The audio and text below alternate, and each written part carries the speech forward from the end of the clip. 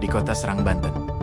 Pada awal abad ke-20, malam terasa sunyi di sebuah rumah keluarga pejabat pribumi. Lampu minyak masih menyala. Angin bergerak pelan melewati halaman.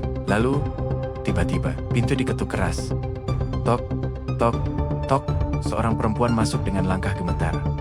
Wajahnya pucat, matanya merah karena terlalu lama menangis. Ia adalah bibi dari keluarga itu.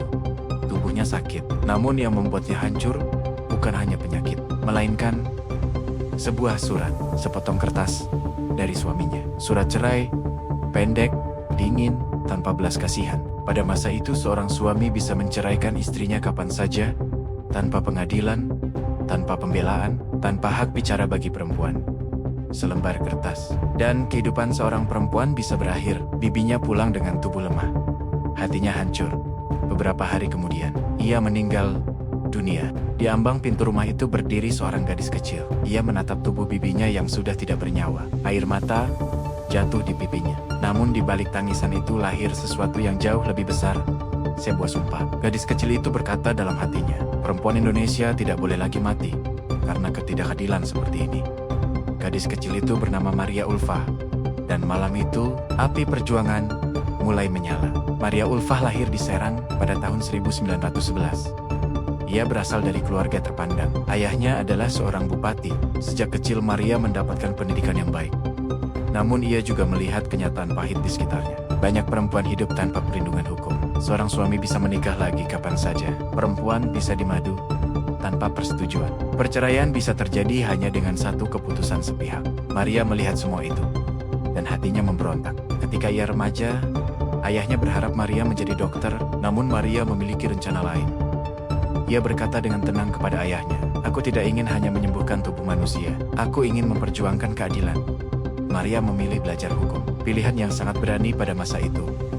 Banyak orang meragukannya, namun Maria tidak mundur. Pada usia 18 tahun ia berlayar ke Belanda. Ia melanjutkan pendidikan di Universitas Leiden, salah satu universitas paling terkenal di Eropa.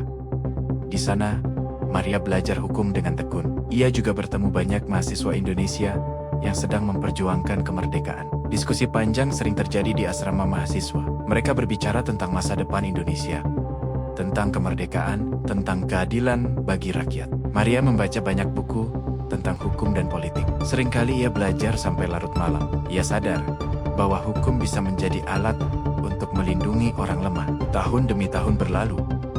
Kerja kerasnya akhirnya membuahkan hasil. Pada tahun 1933, Maria Ulfah lulus dari Universitas Leiden. Ia meraih gelar sarjana hukum. Ia menjadi perempuan Indonesia pertama yang mendapatkan gelar hukum dari universitas tersebut. Kabar itu sampai ke tanah air. Banyak orang terkejut dan bangga. Seorang perempuan Indonesia berhasil menembus dunia akademik Eropa.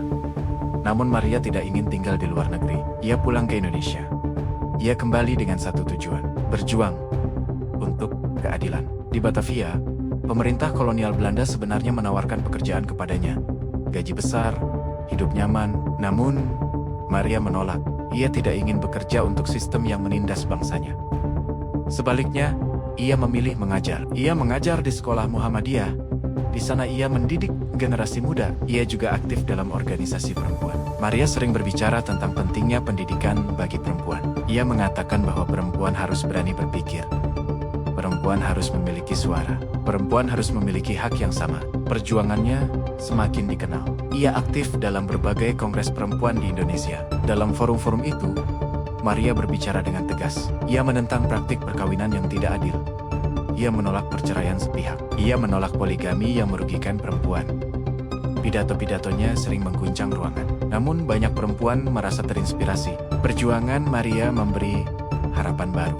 Kemudian, sejarah memasuki babak besar. Pada masa menjelang kemerdekaan Indonesia, Maria Ulfah terlibat dalam proses politik penting. Ia menjadi salah satu anggota perempuan dalam Badan Penyelidik Usaha Persiapan Kemerdekaan Indonesia. Di sana para tokoh bangsa berdiskusi tentang dasar negara dan masa depan Indonesia. Maria membawa suara perempuan ke dalam diskusi itu. Tidak lama setelah kemerdekaan diproklamasikan pada tanggal 17 Agustus tahun 1945, pemerintahan baru Indonesia mulai dibentuk. Perdana Menteri Sultan Syahrir memanggil Maria. Ia diminta bergabung dalam kabinet. Maria Ulfah diangkat menjadi Menteri Sosial Republik Indonesia. Usianya baru 34 tahun. Ia menjadi perempuan pertama yang menjabat sebagai menteri dalam sejarah Indonesia. Tugasnya tidak mudah. Negara baru saja lahir, perang masih terjadi. Banyak rakyat kehilangan rumah, banyak keluarga menjadi pengungsi. Maria bekerja tanpa lelah. Ia mengurus bantuan bagi korban perang. Ia membantu para pengungsi. Ia juga menangani ribuan tawanan perang Jepang. Hari-harinya dipenuhi kerja keras. Namun kehidupan pribadinya tidak selalu mudah. Pada masa revolusi, suaminya gugur dalam perjuangan. Kabar itu sangat mengguncangnya. Namun Maria tetap berdiri. Ia melanjutkan perjuangannya. Setelah masa revolusi, Maria tetap aktif dalam kehidupan nasional. Ia memimpin berbagai organisasi perempuan. Ia terus memperjuangkan hak perempuan di Indonesia. Meski pernah menjadi menteri, hidupnya tetap sederhana. Ia tidak mengejar kekayaan. Ia hanya hidup dari pensiun. Namun warisan perjuangannya jauh lebih besar daripada harta. Maria Ulfah membuka jalan bagi perempuan Indonesia. Ia membuktikan bahwa perempuan mampu memimpin. Ia membuktikan bahwa perempuan mampu memperjuangkan perubahan. Hari ini, banyak perempuan Indonesia yang dapat berpendidikan tinggi. Banyak perempuan yang menjadi pemimpin. Semua itu tidak lepas dari perjuangan tokoh-tokoh seperti Maria Ulfah. Perjuangannya dimulai dari sebuah peristiwa kecil. Seorang gadis kecil yang melihat bibinya meninggal karena ketidakadilan. Dari tragedi itu, lahir sebuah sumpah. Sumpah yang kemudian mengubah sejarah. Dan sampai hari ini, api itu masih menyala. Sekarang pertanyaannya bukan lagi tentang Maria. Pertanyaannya adalah tentang kita. Apakah kita akan membiarkan perjuangan itu berhenti?